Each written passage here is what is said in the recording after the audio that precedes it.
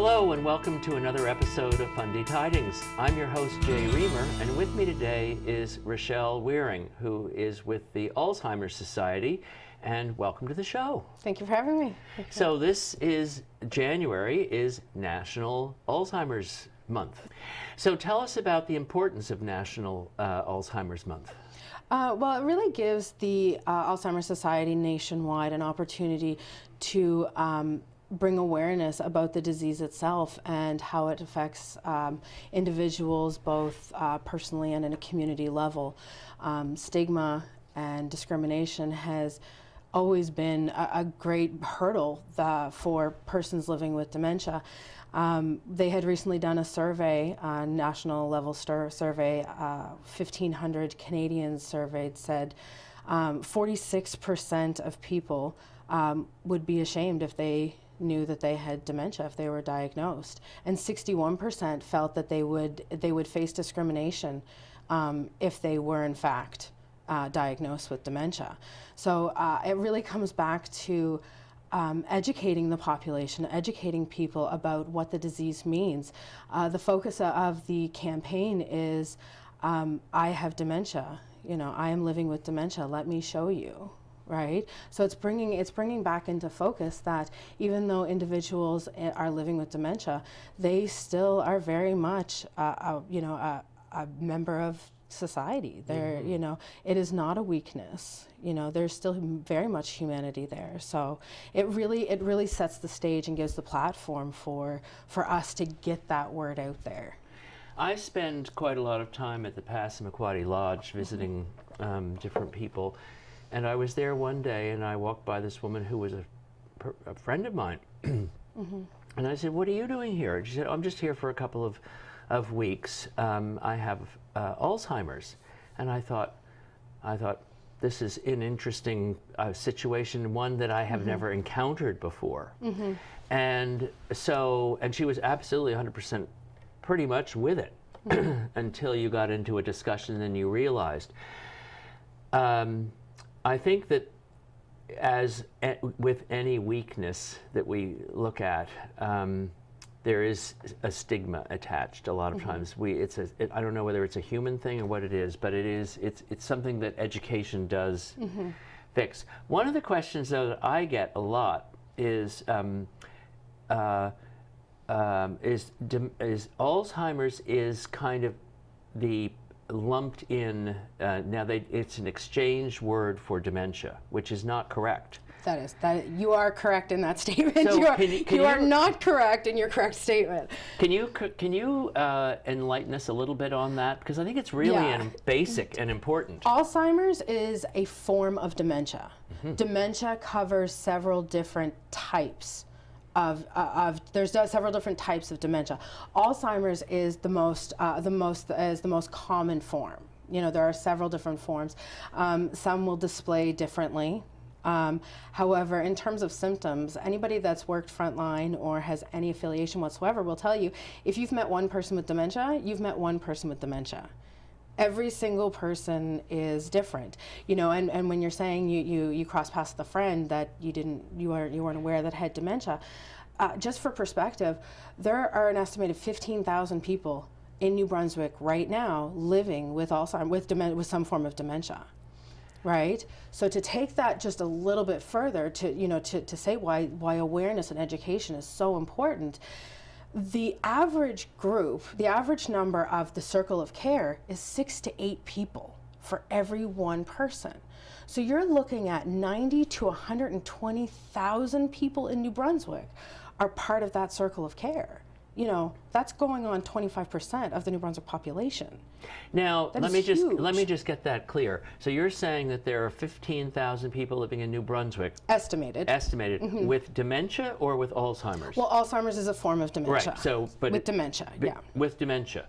Okay, because I would have guessed that it would have been quite a lot higher than that. It likely is, but again, at one point in time, if a loved one, or if yourself or a loved one was suffering from dementia, it's not something that you may want to share with the world. It may be something that you hide from your doctor because you're fearful of, taking your driver's license away, or what your neighbors would think. And this is where the stigma plays in, is people are afraid to accept that diagnosis. So the more that we increase awareness, the more that we're out there and the more that we're educating the public, I'm very certain that number will continue to increase. And also with the aging population, it's 9% is the national average. 9% of those over 65 have dementia. Mm-hmm.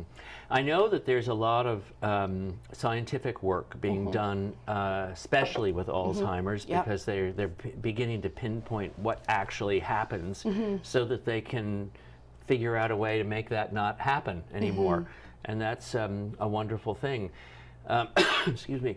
I'm just wondering, as the numbers increase, the burden increases on you, the people on the front line. How is there training? How is that increase in number handled? That's a very multifaceted question and answer. There's a lot of things happening right now to absorb some of this this increase in this demand. There's a great deal of advocacy, an incredible amount of advocacy happening.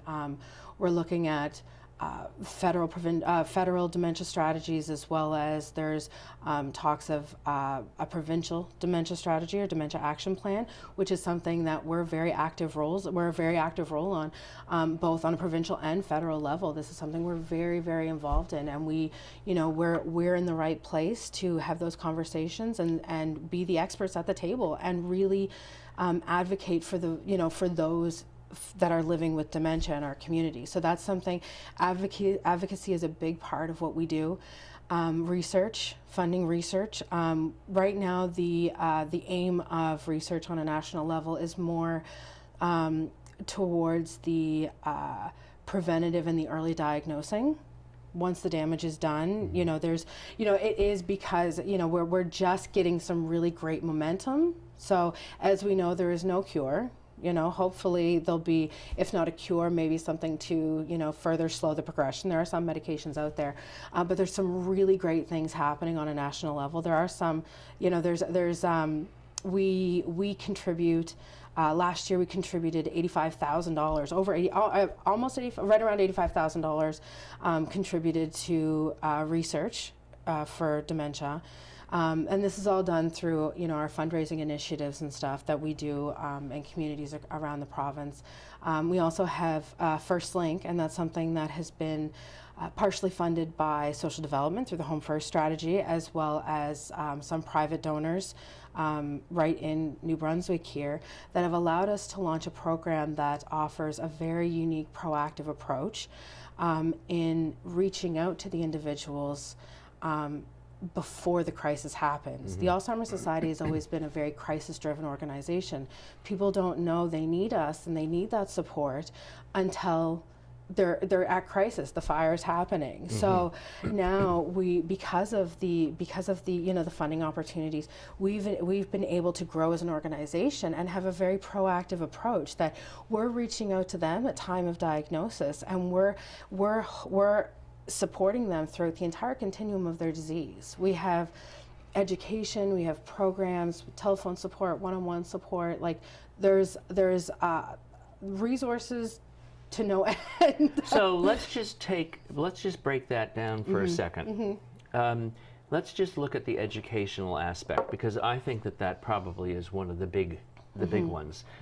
So who are these educational programs directed to? In other words, is this something that begins in the schools, or is this something that begins in the churches, or how does it all? Well, I think that it's there's so many different components to that, but everything that we do up to and including right this right now. Everything that we do ties back into educating the public, educating the person living with dementia, educating their caregiver, educating healthcare professionals and politicians and everybody that has a part to play, which is the entire community. Like I said, the numbers are of a quarter of the community, of a quarter of our entire population has some direct impact.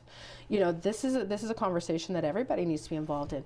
So all of our programs have some education component to them. So there's that level of education.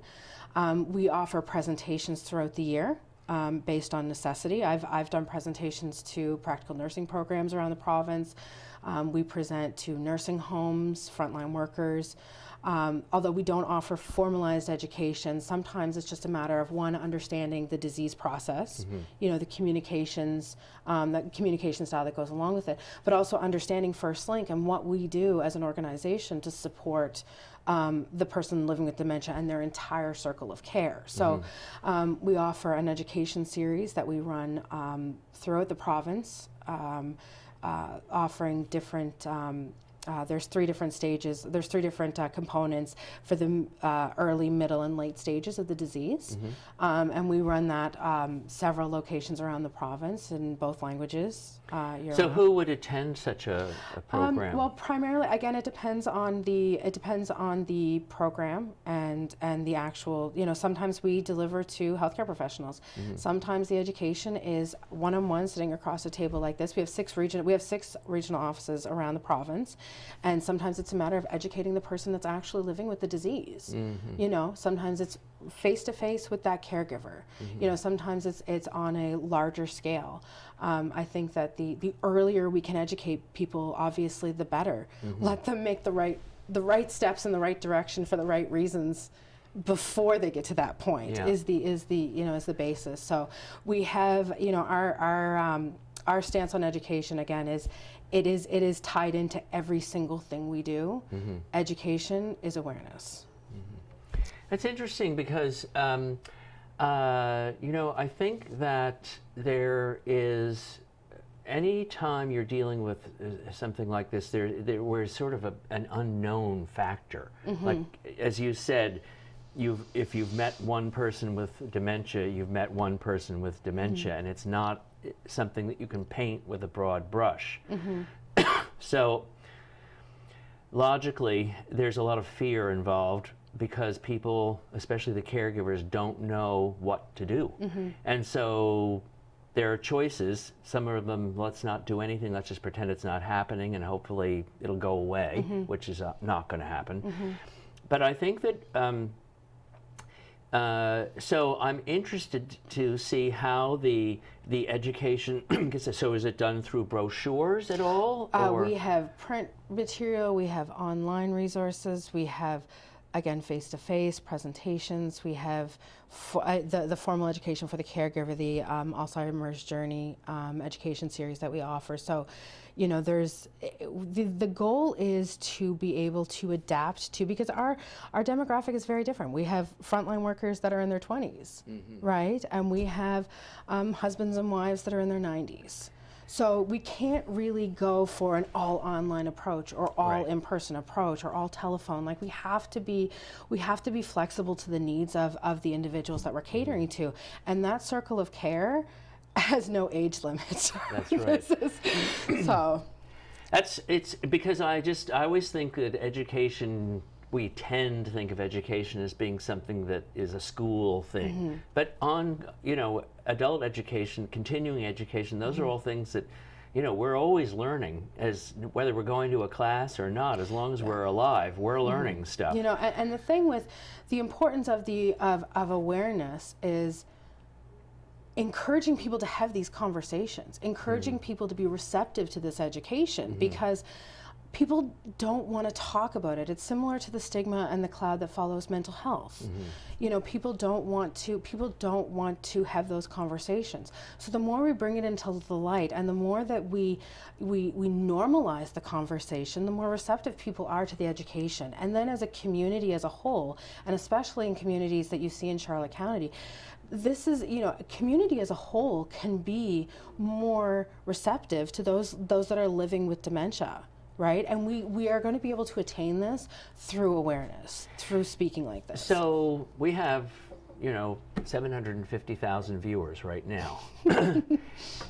Some of them are just entering into the, you know, some kind of an interaction with someone with dementia, or they may have it themselves. What's the first step for them to take? In other words, do they go to alzheimersociety.ca, or where's a good place to begin for people who really just want to learn something? The first thing, one of the most important things, hands down, is equipping yourself with the education, with the tools that you need to get, to support your loved one. We have 6 offices around the province. You can call us 1-800-664-8411. We have several opportunities to engage with us throughout the year. We have the Walk for Alzheimer's. Just to mention, we are 75% publicly funded. So how does that mean that you sponsor a walk and raise money? There's several ways to be involved in a walk. You can be involved individually, you can be a team. Businesses can engage through sponsorship, they can engage through being having a team. We currently have 14 walks confirmed. Our goal is 18. We usually have 3 walks in Charlotte County. Grand Manan, last year we had St. Stephen and St. Andrews, or St. George and St. Andrews, forgive me. It's all right.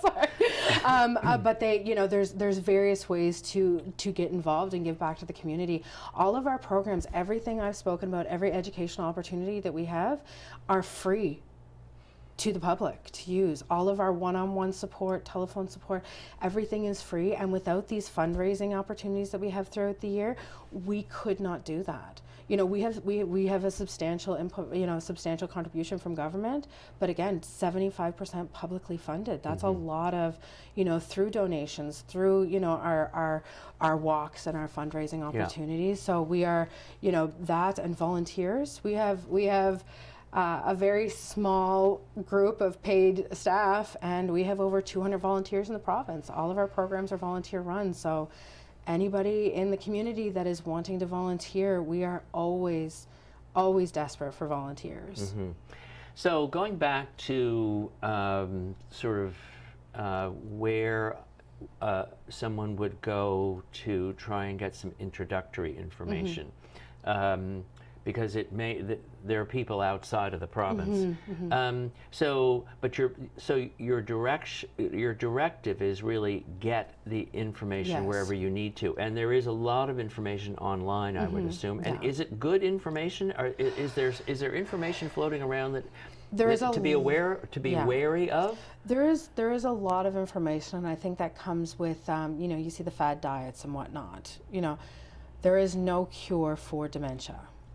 There is nothing that will reverse the effects of dementia. Often, if you or your loved one is diagnosed with dementia, get a hold of the Alzheimer's Society, even for the initial, where do I go from there? When a client first comes to us, we do an initial assessment and figure out where you are, what do you need for resources, what is your fire right now? Because quite often there's some hot topic that's making life very, very difficult for that person. Maybe it's power of attorney, maybe it's social development, maybe it's just standard communication, maybe it's just understanding the disease, right? So quite often we'll do that assessment, we'll tackle that, whatever it is that you need to get peace of mind. But then we'll send out a family kit that's, a general package of information, right? We give the individual time to go over that. And in that time, anybody who has questions, we get calls all day, every day, in all of our offices. Well, that's great. So there is a telephone support. Yeah, they call. Yeah. I take family calls myself. Everybody, provincial office, regional staff, we all take family calls to make sure that that clients are getting the support that they need. And sometimes it's big, major conversations, and sometimes it's random one-offs. I don't know what to do about this doorknob thing. Yeah. So let me ask you a question, because we have about 5 minutes or so left. Okay. But I know the healthcare profession is one of the highest stress professions going, and part of the reason for that is there's a lack of training of the frontline staff in how to handle certain situations. Mental illness is at the top of the list as far as I'm concerned, as far as the lack of training. How is the Alzheimer's Society being proactive about making sure that, being sort of pushy even, about making sure that the healthcare providers have the latest and greatest information out there? Well, actually, I can speak from experience. I am an LPN. I've been working frontline for the better part of 20 years, and you're not going to do any math. You started when you were a baby. I was 12. I've been working frontline for a very long time, so I can absolutely appreciate the need to have the right tools at that level to enable frontline staff to do that job. There are several initiatives happening, and again, like I said, it was just before Christmas I presented to a class of LPNs. Our personal support workers, forgive me. There's definitely, it's recognized at this point. There are several initiatives that are happening, and I know that the education component, that's a factor in the dementia strategies, both national and provincial, that we need to make sure that we're having some form of standardized formal education for those individuals. So right now, and I make sure I stress that when I say circle of care, we support the entire circle of care. If there is a healthcare worker that is having difficulties or having troubles and would like to discuss that and would like to learn more about the disease, they are part of that circle of care, and we support them as much as the person with dementia and their direct caregiver. So although we don't offer formalized education right now, we still are very much advocating on provincial and federal levels, and we are still here to support on what within our capabilities at this point in time. I think that's wonderful, and I think to have an awareness of that is important, because it falls into the category of workplace safety. Absolutely. And it's one thing, we all think, oh, the patient needs to be the focus. Well, actually, the health caregiver needs to be the focus equally. It's also the facility too, because there's responsive behaviors. If you take a person with dementia, will respond to the environment around them. The behaviors that they exhibit are a response to something in their environment. So you take somebody out of the environment that they're comfortable in and you put them in an acute care setting that they're not familiar with people that they don't know, that they're already sick for whatever reason has landed them in the hospital. That is the worst possible place for a person with dementia. So it's the frontline staff making sure that they have the tools, but also the facilities. This is not the ideal place for a person with dementia. So it's making sure that we have the tools set up to try and mitigate that, to try and not let those people get to the point of sometimes ending up in a hospital, waiting for a bed for a prolonged period of time. So, right. So, are you finding sufficient interest in government for this? Yeah, absolutely. Yeah? We've been engaged from both sides. we do not pick a side at all. We are bipartisan, and we've had numerous conversations. Again, both provincial and federal conversations that have been had, and very receptive, and they're very engaged with what we see, engaged in wanting to know what we see as the needs you know, they're seeing us as the voice for those with dementia. And that's exactly the place that we want to be, and we are ready for that. That's We're wonderful. absolutely ready for it. Rachelle, thank you very much for coming down and spending some time with me today. I hope you all enjoyed this and will take some initiative and find out how you might be able to be helpful to the Alzheimer's Society, and get out there and walk in the spring when they have their spring walks. And if you have someone dealing with dementia, or if you become a health caregiver at home, don't be shy. Reach out to the Alzheimer's Society. They're there to help you. Thanks again. Thank you for watching the show today, and I look forward to seeing you again on another episode of Fundy Tidings.